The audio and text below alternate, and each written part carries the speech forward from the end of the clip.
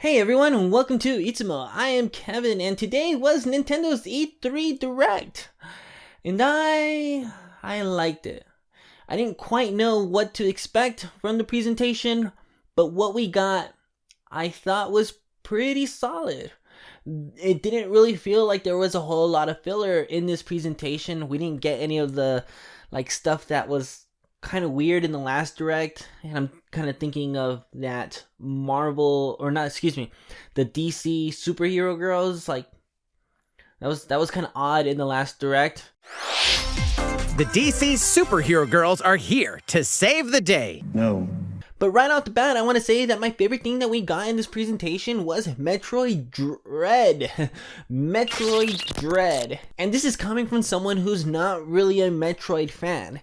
I am feeling the same amount of hype or the same amount of excitement from seeing this reveal as I did when I saw the hero be revealed for Smash Bros. Back in 2019. It really pushed me to jump into those Dragon Quest games and get familiar with that world and that franchise, and I feel all the well for it.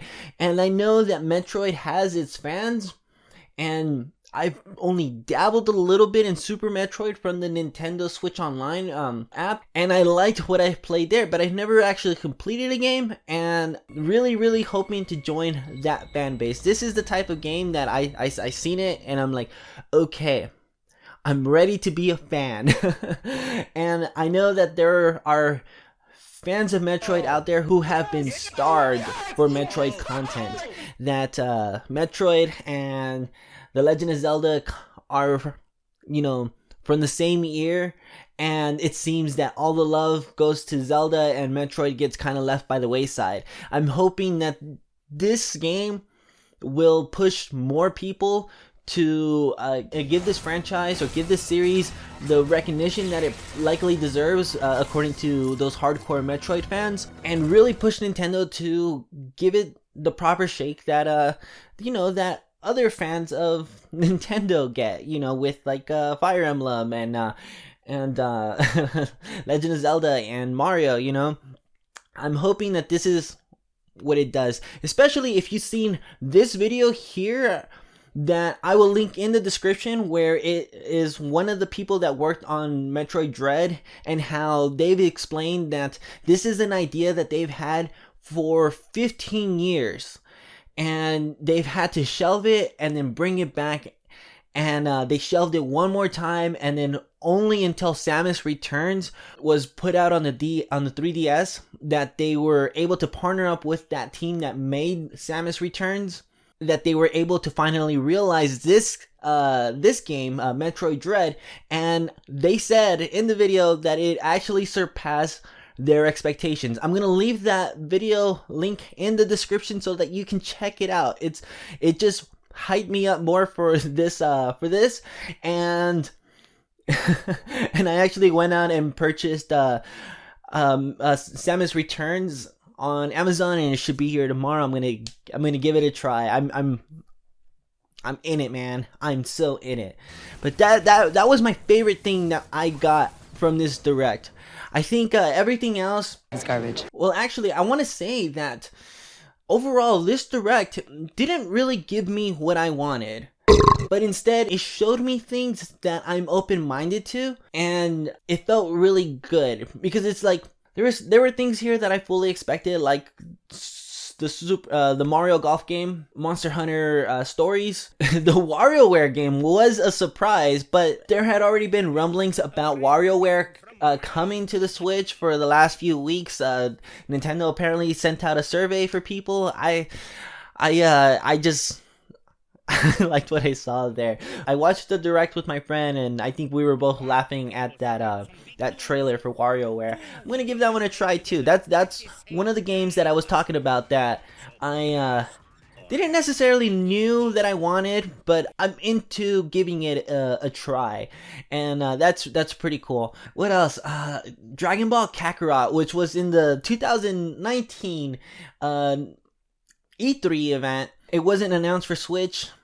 And then I remember hearing like something like a few months ago saying that Bandai Namco has absolutely no plans for Kakarot coming to Switch. And so when it was here, I was like, oh, that's a nice surprise. But I also made a video about Kakarot way back then, and I don't know how I feel about it. I might pick it up on sale just to give it a try, just to kind of see if maybe what I felt back then when I saw the initial trailer, if it's still something that I'll feel. I don't know. I just Raditz debut is just. I know that there's a little bit of extra content from Dragon Ball Super that is included in the Switch version that I think was originally DLC. I don't know. Super Monkey Ball was here. And that was awesome because in the Monkey Ball collection, I think I've seen Banana Blitz in there, and I think that one's already on Switch. I don't know. Monkey Ball was a franchise that I loved as a kid, but I didn't actually get to play any of the console games. I really only played the GBA version of it, but it was a game that I put a lot of hours into. I don't even want to say hundreds because I mean I don't really know. Fatal Frame, it's the one. As soon as I seen the girl from Fatal Frame on the screen, I was like, oh, it's the Wii U game, and I'm so down to try this one.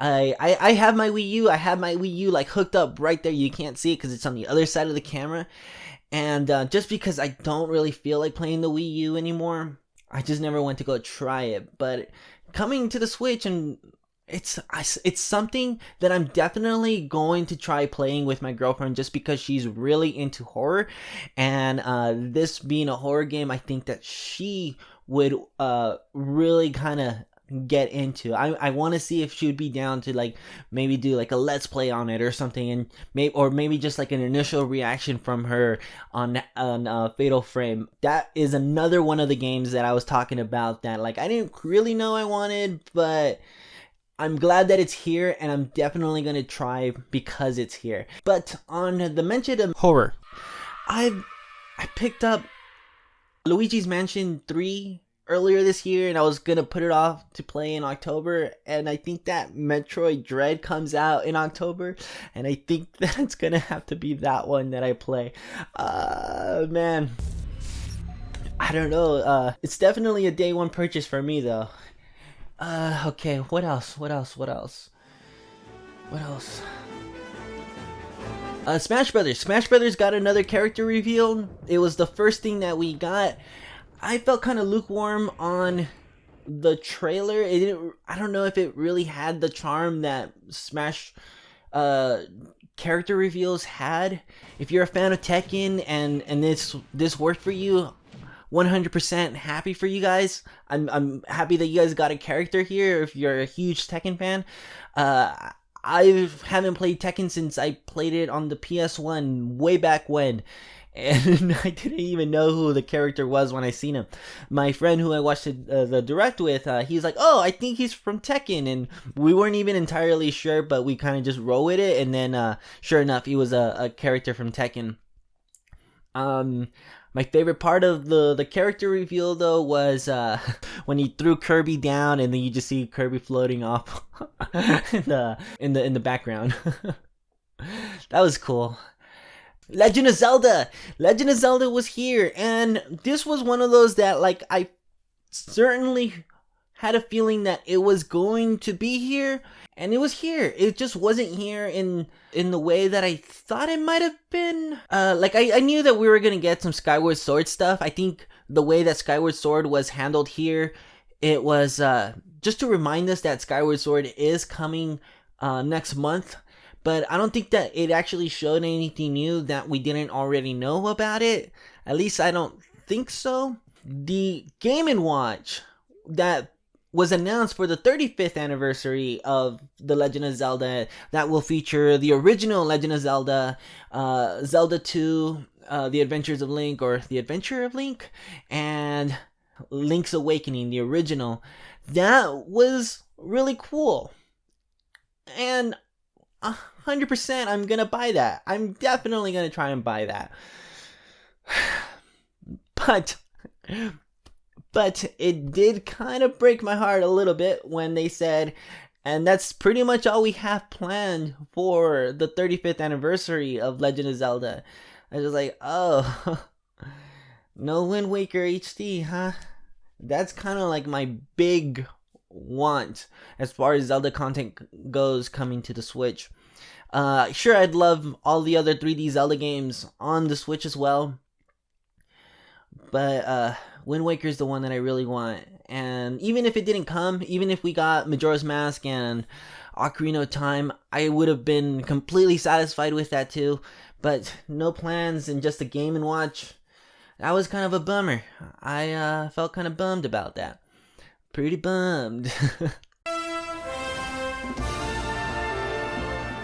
Legend of Zelda Breath of the Wild sequel, we got a second trailer, which is kind of fitting because we didn't get anything last E3, or there wasn't an E3 for 2020, and the last thing that we seen of Breath of the Wild, the sequel, was at the last E3 in 2019. And so we got a little bit more. I think we actually got some gameplay here, and this concept of taking Hyrule to the skies, which is an interesting way. It makes sense that Skyward Sword is the game that is coming to the Switch, getting people ready for like traveling between the Sky World and the Sky World and the Sky World. I was trying to say Sky Realm, and then wanted to go for World at the same time, but the Sky World and then the Earth. I think it's trying to get people introduced to that with Skyward Sword, so that when Breath of the Wild 2 or the sequel to Breath of the Wild comes out, people are already kind of familiar with the concept. And who knows, maybe they'll have Lothwings in this sequel. I don't really know. I can't really make sense of it. I really want to know how we will be going from the bottom to the top. Are they gonna separate it by like two different I guess areas? Kind of like thinking of it in terms of like maybe Super Mario 64, where you would the main hub was the castle area, and then you would jump into the painting and it would take you to a different world. I'm wondering if it's going to do something similar to that with this sequel to Breath of the Wild. Are we gonna like have like a base area and then we'd be traversing to the top in like a different load screen or something?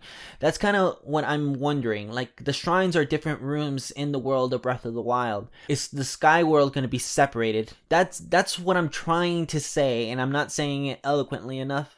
Advance Wars.